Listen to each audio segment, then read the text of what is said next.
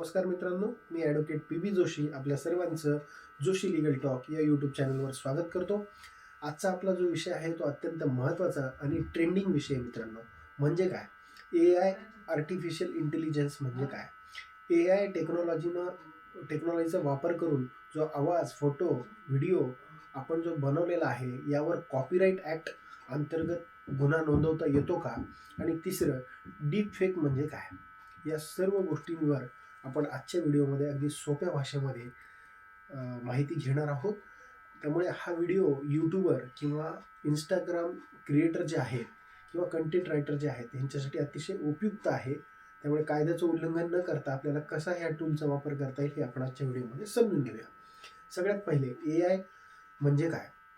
AI म्हणजे artificial intelligence ही अशी यंत्रणा आहे मित्रांनो, की ह्याचा वापर करून आपण फोटो, आवाज, व्हिडिओ तथा मजकूर या बनवू शकतो.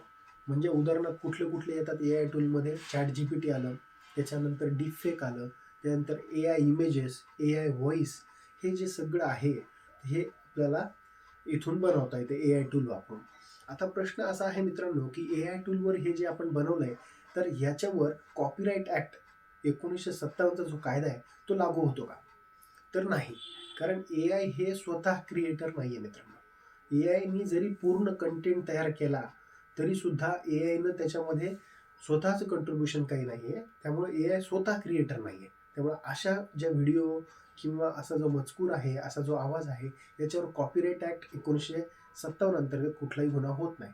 पण जर का तुम्ही AI टूल वापरून एखादा कंटेंट तयार केला, एखादा व्हिडिओ तयार केला, पण त्याच्यामध्ये तुमची क्रिएटिव्हिटी टाकलेली आहे तुम्ही, कारण तुम्ही AIला तसे निर्देश दिले बनवण्यासाठी किंवा त्याच्यामध्ये अजून क्रिएटिव्हिटी टाकून तुम्ही काही ॲड केल्यात गोष्टी आणि फायनल जे आउटपुट, फायनल जो व्हिडिओ, मजकूर जो काढलाय तुम्ही, तो तुमच्या हिशोबाने काढलेला आहे. त्याच्यामुळे याच्यामध्ये मानवी कॉन्ट्रिब्युशन झालं. AI टूलनं तर काम केलंच, पण तुमचं कॉन्ट्रिब्युशन त्याच्यात झाल्यामुळं आता याच्यावर कॉपीराइट ॲक्ट अंतर्गत 1957 तुम्हाला गुन्हा नोंदवता येईल. त्यामुळे AI टूल वापरताना फार काळजीपूर्वक वापरावं लागेल मित्रांनो. आपण जर का व्हिडिओ बनवत असाल तर खाली आपल्याला डिस्क्लेमर द्यावा लागेल. बरोबर आहे. कोणाचा आवाज, चेहरा जर का आपण वापरत असू तर आपल्याला ते सांगावं लागेल का हा आवाज याचा चेहरा आहे. हे आपल्याला इथून लक्षात येतं. आता आपण हे लक्षात घेऊ की डीप फेक म्हणजे काय? डीप फेक म्हणजे असं आहे मित्रांनो, की कोणाचा चेहरा, कोणाचा आवाज किंवा कोणाचा इमेजेस आपण त्याला न विचारता तो काहीतरी करत असताना किंवा काहीतरी दाखवत असताना चुकीच्या पद्धतीने घेणे आणि प्रेझेंट करणे. उदाहरणार्थ पॉलिटिशियनचं आपण तसं करतो किंवा ॲक्टरचं आपण तसं करतो, की त्यांनी बोललेलं काहीतरी वेगळंच असतं. पण अर्धवट माहिती घेऊन आपण त्याच्यामध्ये AI टूल वापरून जे काही व्हिडिओ, इमेजेस फेक क्रिएट करतो आणि ह्याच्यामुळं आपल्याला कायद्याचं उल्लंघन कधी केलं हे लक्षात येत नाही. तर डीपफेक करणं हा गुन्हा आहे का? 100% हा गुन्हा आहे मित्रांनो. जर का आपण कोणाच्या परवानगीशिवाय त्याचा चेहरा, आवाज किंवा त्याने एखादी गोष्ट दाखवत आहे आणि ती आपण चुकीच्या पद्धतीने AI टूल वापरून बदललेली आहे आणि ती आपण व्हायरल करत असू, तर हा नक्की गुन्हा आहे. तर आपल्या कुठल्या कायद्याअंतर्गत हा गुन्हा आहे?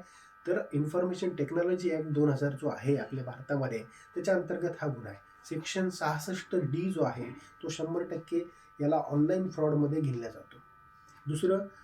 दुसरं सेक्शन जे आहे 67 याचं, ते अपस्कॅन वापरलेला मजकूर म्हणजे जो मजकूर आहे तो तुम्ही एडिट करून दुसरा टाकलाय तिथे.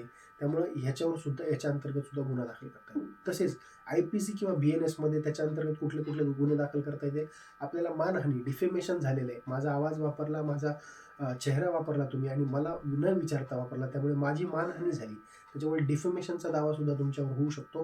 दुसरं, चिटिंग केली तुम्ही आमच्याबरोबर, कारण आम्हाला न विचारता ह्या सगळ्या गोष्टी केल्या. तिसरं जे होऊ शकतं, डिफेमेटरी जे काही तुम्ही दुसऱ्याबद्दल वापरलं, ह्या सगळ्या गोष्टी अंतर्गत तुम्हाला IPC आणि BNS अंतर्गत सुद्धा गुन्हा नोंदवता येतो. आता आपण हे समजून घेऊ की क्रिएटर जे आहेत, इंस्टाग्राम क्रिएटर आणि बाकीचे लोक जे आहेत, ह्यांनी काय काय खबरदारी घेतली पाहिजे हे AI टूल वापरताना. सगळ्यात पहिल्यांदा ही खबरदारी घेतली पाहिजे की AI टूल वापरायचं आहे वापरा, पण AI टूल वापरत असताना जे कमर्शियल कंटेंट आहे किंवा दुसऱ्याचं कंटेंट आहे हे घेत असताना तुम्ही फार अतिशय काळजीपूर्वक घ्यायला पाहिजे. जर दुसऱ्याचं काही कंटेंट आपण घेत असू तर ते कंटेंट घेताना आपल्याला प्रॉपर डिस्क्लेमर द्यायचं आहे खाली, की हे कंटेंट माझं नाहीये आणि हे मी इथून सोर्स घेतलेला आहे. हे देणं गरजेचं आहे. दुसरं, तुम्ही जर का समजा तुमच्या एज्युकेशन पर्पजसाठी वापरत असाल तरी सुद्धा तुम्हाला हे डिस्क्लेमर देणं गरजेचं आहे. जर एखाद्याचा आवाज वापरायचा आहे, एखाद्याचा चेहरा वापरायचा आहे, तर त्याच्या परवानगीशिवाय तुम्हाला हे वापरता येणार नाही. त्यामुळे ह्या सगळ्या खबरदारी तुम्ही घ्या आणि नक्कीच AI टूल वापरा. AI टूल हे भविष्यातील एक ताकद आहे आपली मित्रांनो. पण त्याचं जर का आपण कायद्याचं उल्लंघन करून जर का वापर केला तर तुम्हाला तुरुंगवास आणि दंड अशा दोन्ही पद्धतीनं गुन्हा नोंदवून तुमच्यावर शिक्षा होऊ शकते. त्यामुळे तुम्ही AI टूल वापरण्याच्या आधी हा व्हिडिओ नक्की बघा आणि त्या पद्धतीनं तुम्ही AI टूलचा वापर करा आणि फेक किंवा डीप फेक अंतर्गत कोणाचाही गैरवापर करू नका. आजचा व्हिडिओ याच्यासाठीच केला. धन्यवाद.